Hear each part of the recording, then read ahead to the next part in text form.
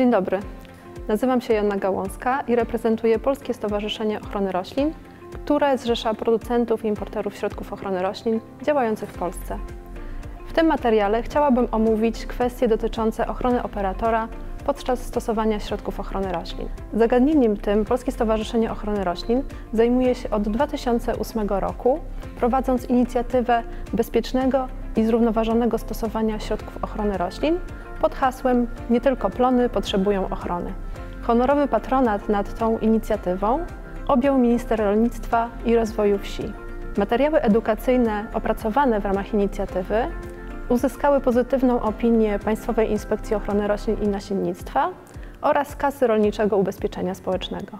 Przed przystąpieniem do zabiegu ochrony roślin konieczne jest zapoznanie się z pełną treścią etykiety, czyli instrukcji dołączonej do opakowania.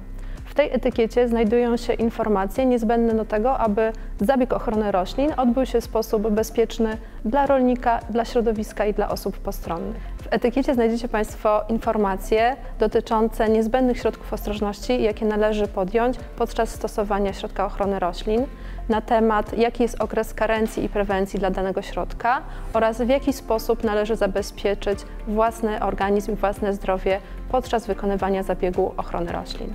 Aby zabieg ochrony roślin był bezpieczny dla nas i dla otoczenia, należy wykonywać go sprawnym technicznie opryskiwaczem posiadającym aktualny przegląd. Absolutnie w trakcie wykonywania zabiegu nie można ani jeść, ani pić. Należy też powstrzymać się od palenia papierosów. W przeddzień, w dniu i dzień po wykonaniu oprysku nie można też spożywać alkoholu. Również warunki pogodowe, które panują w trakcie wykonywania oprysku, mogą wpływać negatywnie na nasze bezpieczeństwo. Chodzi tutaj przede wszystkim o zbyt silny wiatr, który powoduje znoszenie, oraz o zbyt wysoką temperaturę. Tak jak wspominałam, w etykiecie, czyli instrukcji dołączonej do opakowania, znajdziemy też informacje na temat okresu prewencji i karencji. I tych okresów również należy przestrzegać, dbając o to, aby osoby postronne oraz zwierzęta nie miały dostępu do opryskiwanego pola ani w trakcie, ani po zabiegu, aż do upływu okresu prewencji. Przejdźmy teraz do omówienia stroju ochronnego. Podstawowym kompletem, który służy ochronie naszego zdrowia podczas wykonywania oprysku, jest kombinezon, maska, rękawice, ochrona oczu w postaci gogli lub ekranu oraz obuwie. Pamiętajmy, że taka odzież powinna być oznaczona certyfikatem zgodności europejskiej oraz być wykonana z nienasiąkliwego materiału. Ponieważ podczas pracy ze środkami ochrony roślin najbardziej narażone są nasze dłonie, w związku z tym powinniśmy je w szczególności zabezpieczyć. Najbardziej odpowiednie do tego będą nitrylowe, wielorazowe rękawice, flokowane, z długimi mankietami. Na rękawicach powinny znajdować się piktogramy wskazujące na ochronę przeciwchemiczną oraz na ochronę przed uszkodzeniami mechanicznymi. Aby rękawice rzeczywiście dobrze nas chroniły, warto chwilę poświęcić na nauczenie się, jak je prawidłowo zakładać i zdejmować. Przed założeniem rękawic trzeba dokładnie umyć i osuszyć ręce oraz sprawdzić, czy same rękawice nie mają uszkodzeń. Bardzo ważne jest też, aby rękaw kombinezonu znajdował się na mankiecie, czyli mankiety rękawic wkładamy pod rękaw kombinezonu. Przed zdjęciem rękawic trzeba je umyć pod bieżącą wodą.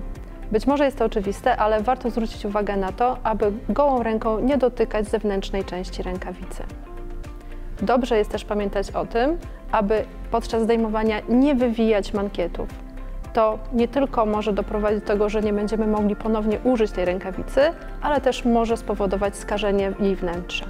Jeżeli dysponujemy ciągnikiem lub opryskiwaczem z zamkniętą, szczelną, certyfikowaną kabiną, maska oraz rękawice nie będą nam potrzebne, można je zdjąć przed przejściem do kabiny opryskiwacza. Warto natomiast mieć w kabinie opakowanie jednorazowych rękawiczek nitrylowych, które przydadzą nam się w momencie, kiedy będziemy musieli wyjść z opryskiwacza i na przykład dokonać jakichś drobnych korekt, jeśli chodzi o ustawienie dyszy.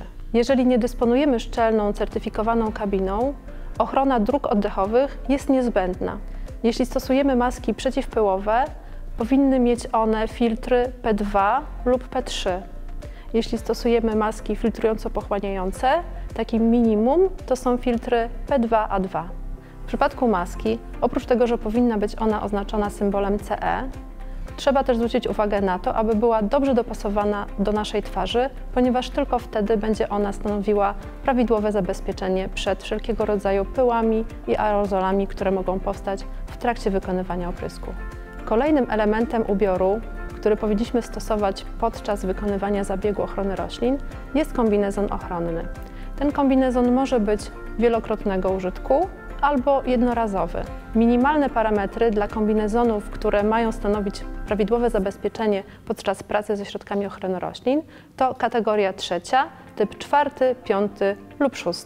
Przy tej okazji chciałam też zwrócić Państwa uwagę na nakrycie głowy. W przypadku kombinezonu może być to kaptur po prostu, ale też takim nakryciem głowy może być zwykła czapka z daszkiem. Aby chronić naszą twarz i oczy podczas stosowania środków ochrony roślin, powinniśmy stosować certyfikowane gogle lub ekran w zależności od potrzeb i od sytuacji. Gogle szczególnie nam się przydadzą, gdy pracujemy z preparatami pylącymi, a także w sytuacji, gdzie nie dysponujemy szczelną kabiną opryskiwacza. Podobnie jak maska, również gogle powinny być dobrze dopasowane do twarzy i powinny być te dwa elementy ze sobą kompatybilne, tak żeby nawzajem sobie nie przeszkadzały. Podczas zakupu gogli warto też zwrócić uwagę na to, aby szybka w nich była przezroczysta, aby nie ograniczała nam w żaden sposób widoczności. Ekran ochronny stanowi zabezpieczenie dla całej twarzy. Ono nam się doskonale sprawdzi wtedy, kiedy będziemy myć opryskiwacz po zabiegu oraz w sytuacji, kiedy przygotowujemy się do zabiegu i rozrabiamy płynny preparat w zbiorniku opryskiwacza. Elementem odzieży ochronnej, na który często nie zwracamy uwagi, jest odpowiednie obuwie. A warto pamiętać, że nie tylko plony potrzebują ochrony, stopy też. Dlatego obuwie, którego używamy podczas oprysków, powinno być wykonane z nienasiąkliwego materiału, takiego jak guma, winyl czy neopren. Analogicznie do sytuacji z rękawami i rękawicami, trzeba pamiętać, żeby nogawki kombinezonu były wywinięte na cholewę buta. Chciałabym na chwilę zatrzymać się przy zagadnieniu związanym z zamkniętą kabiną opryskiwacza. Jeżeli dysponujemy taką szczelną, certyfikowaną kabiną, w związku z tym możemy zrezygnować zarówno z rękawic, jak i gogli czy maseczki. Natomiast w kabinie ciągnika, oprócz gaśnicy i apteczki pierwszej pomocy, warto mieć jeszcze kilka przedmiotów. Przede wszystkim są to opakowanie rękawic nitrylowych, o których wspominałam już wcześniej, a także worek na zużyte rękawice nitrylowe. Warto też mieć przy sobie butelkę z czystą wodą, aby w razie potrzeby móc przepłukać ręce albo oczy, do których dostał się preparat. Aby odzież ochronna rzeczywiście nam służyła, powinniśmy o nią dbać i regularnie wymieniać na nową. Warto jest pamiętać, że uszkodzoną odzież powinniśmy natychmiast wymienić na nową i że jednorazowe rękawice czy kombinezon powinniśmy używać tylko jeden raz. W przypadku rękawic wielokrotnego użytku powinniśmy je umyć po każdym użyciu oraz okresowo wymieniać na nowe. Powinniśmy też zwrócić uwagę na to, w jaki sposób postępujemy ze zużytą odzieżą ochronną. Kombinezon, rękawice czy maskę przed wyrzuceniem powinniśmy opłukać pod bieżącą wodą. Wtedy możemy traktować taki odpad jak odpad komunalny. Jeżeli mamy skażone rękawice, niewypłukany kombinezon, wtedy powinniśmy z nimi postępować jak z odpadem niebezpiecznym i powierzyć go odpowiedniemu podmiotowi, który ma pozwolenie na odbiór odpadów niebezpiecznych. Tak jak wspominałam, odzieży jednorazowej używamy tylko jeden raz. Jeżeli używamy odzieży ochronnej wielokrotnego użytku, powinniśmy nauczyć się odpowiednio ją czyścić. Jeżeli mamy maseczkę wielokrotnego użytku, wnętrze maseczki wycieramy mokrą ściereczką nasoczoną w niewielkiej ilości płynem do mycia naczyń. Rękawice wielorazowe powinniśmy umyć przed każdym zdjęciem, natomiast gogle i buty powinniśmy umyć po skończonym dniu pracy. Jeżeli stosujemy kombinezon wielokrotnego użytku, powinniśmy ściśle stosować się do zaleceń producenta odnośnie do jego prania i prasowania.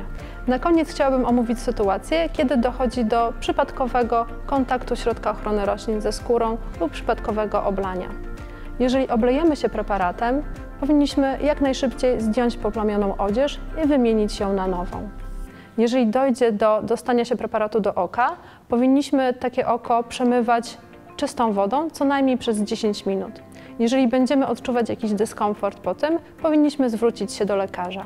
Jeżeli dojdzie do połknięcia preparatu, powinniśmy jak najszybciej skonsultować się wtedy z lekarzem.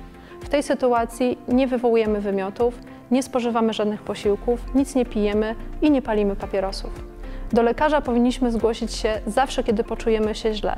Czasami może to wystąpić nie bezpośrednio po zabiegu ochrony roślin, ale dopiero po jakimś czasie. Warto zwrócić na to uwagę. Jeżeli zgłaszamy się do lekarza, weźmy ze sobą opakowanie preparatu, a jeżeli opakowanie jest duże, zróbmy zdjęcie etykiety, aby lekarz mógł się z nią zapoznać.